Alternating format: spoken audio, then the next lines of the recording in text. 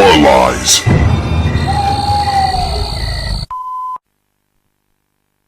About this, hey guys, welcome to BodyBags OUTSIDER365. It's Saturday. Hello. So the movie I'm going to talk about this week is from 2009 from writer-director Rupert Glasson, and it's called Coffin Rock. If you haven't seen this one before, here's a gist of the story, or what they write on the back of the DVD. In the small coastal town of Coffin Rock, Rob and Jesse live an almost idyllic life in their relationship, marred only by their inability to have children. In a desperate and drunken moment of weakness, Jess sleeps with a stranger and later learns she's pregnant.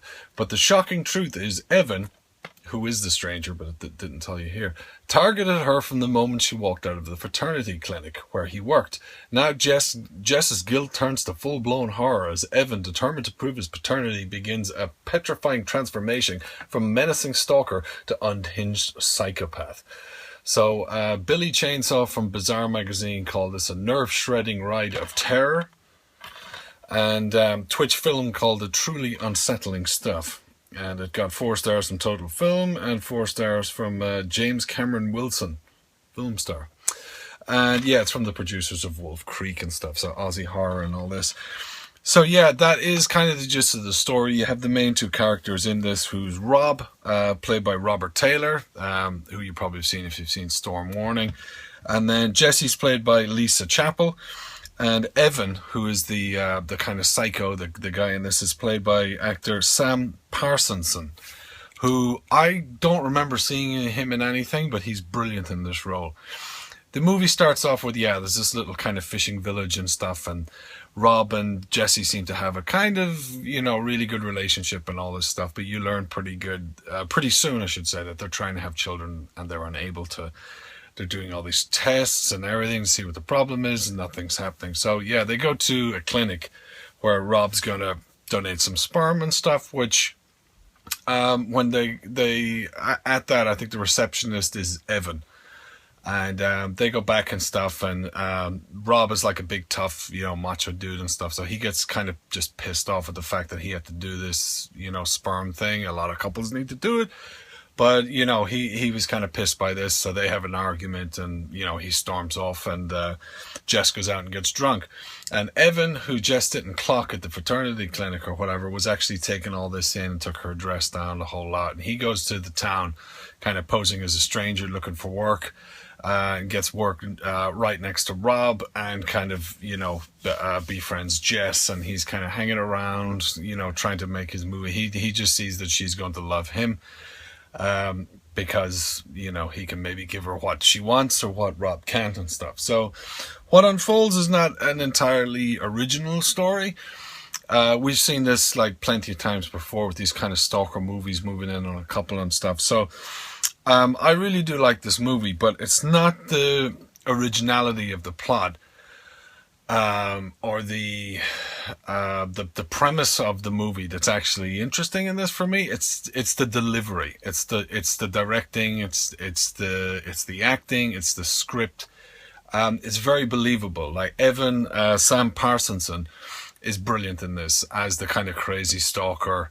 The language he uses, the lines he uses, a lot of them are very original but very believable.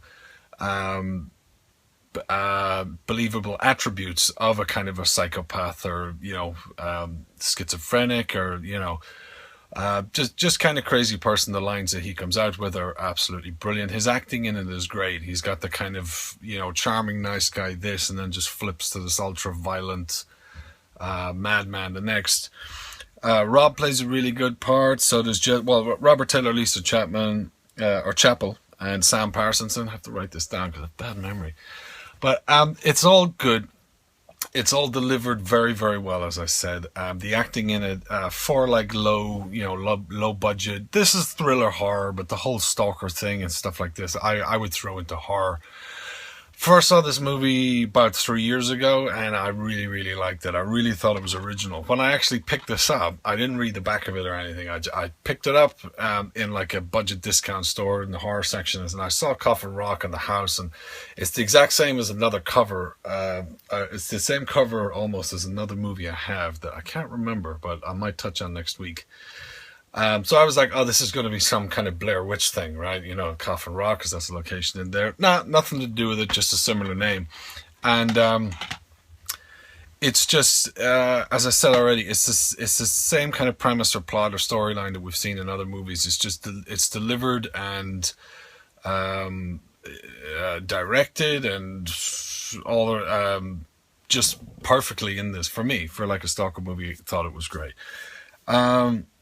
Anything else in it? There's not so many kills and stuff, but the attacks and stuff are interesting enough. You know, there is a nervousness watching it that you're like, oh my god, oh my god. And then there is that kind of no spoiler alert, as I usually don't do spoilers, but it's the whole when it ends, you're wondering what the fuck was the next scene going to be. You know, what was going to fucking happen in that next scene. So all around, you know, I thought it was a good movie. Coffin Rock, you know, from 2009, I would give it 2 thumbs up. Thoroughly enjoyed the movie. If you haven't seen it and you like those kind of thrillers with the plots that I've already said, worth a watch, worth checking it out. Yeah, that's it. Thanks a lot for checking out the review. I'm OUTSIDER365. You're watching the BodyBags channel. Don't forget to like, comment on the video if you like to, but definitely subscribe to the channel. Back with another review next week. Take care. Good luck. See you. Bye-bye now.